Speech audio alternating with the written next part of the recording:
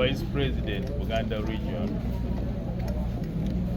ate waffe bampita nnyo meeya yadde nga navaako naye bagamba meeya emeritus ate kati bamanyi bulungi ndi member wa parliament addako Mukono municipality kubanga abantu b'e Mukono oluvannyuma lw'ebbanga ddene nga balina abakulembeze be bamu naddala ku kifo kya member wa parliament baagala kati okukyusaako era y'ensonga ku bipande byange mujja kulabako nga bansaba tutekeko simbula tukyuse n'ekyo Mukono kyerina kaakati kukyusa kubanga Mukono tekkiriza nti osobola okubeera omuntu omu mu kifo kyekimu emyaka egisoba 20 ate era n'okomawo ng'onoonya obukulembeze obulala.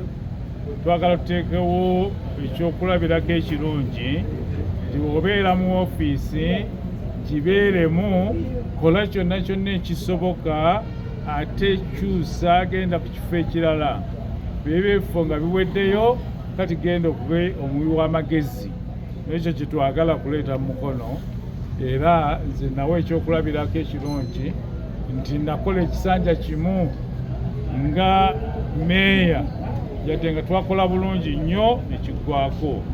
Kaakati abantu b'e Mukono abasinga baagala ki?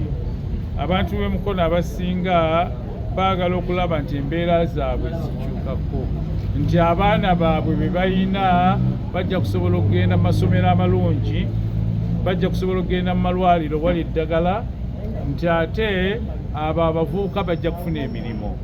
N'olwekyo beetaaga member wa parliament asobola okwogera naye ate ng'okusingira ddala asobola okutabaganya abantu kubanga enjawukana ewaffe ereese nnyo ebizibu nti ono bw'abanga wakkala eno alowooza nti omulala yenna taasembere kuweereza. Ekyo twagala okuleeta embeera gye nateekawo nga ndi meeya nti bwetaaga buli muntu yenna n'osobola okuweereza naye. N'olwekyo Mukono kaakati abantu baayo babadde basigadde emabega. Mumanye bulungi nti bw'obanga ojja e Mukono kati bano bonna abantu abali wano bavudde eka ku ssaawa nga 12 ez'okumakya batuuse kaakati olw'okubeera traffic jam. Kati bagenda okuddayo nga bavudde wano bagenda kutuuka ssaawa 11. Kati n'olwekyo eggwanga lyaffe lifiirwa nnyo naddala ku sayidi eyaffe ey'aba Mukono. Twetaaga okulaba nti enguudo z'e Mukono zikolebwa.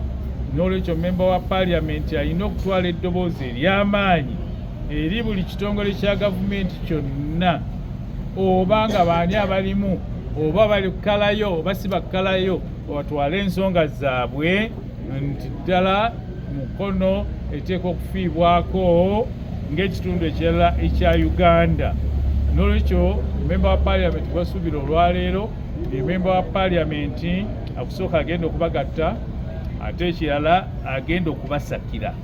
Kati kyo bakiteekako nnyo essira era kyetwagala tukole mu kiseera ekyaffe nti